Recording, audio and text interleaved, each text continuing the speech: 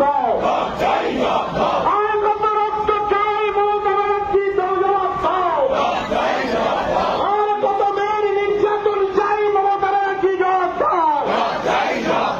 ইনকিলাব জিন্দাবাদ, ইনকিলাব জিন্দাবাদ।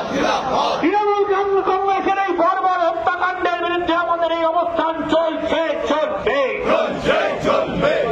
হত্যাকারীদের অবিলম্বে গ্রেপ্তার না করা পর্যন্ত এই অবস্থা আমাদের এই লড়াই চলছে, চলবে।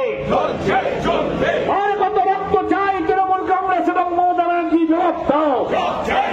ওই কালীগঞ্জের ওই বিজয় উল্লাসের নাম করে ছোট্ট মেয়েটিকে হত্যা করলে কেন তৃণমূল কংগ্রেস, জবাব দাও।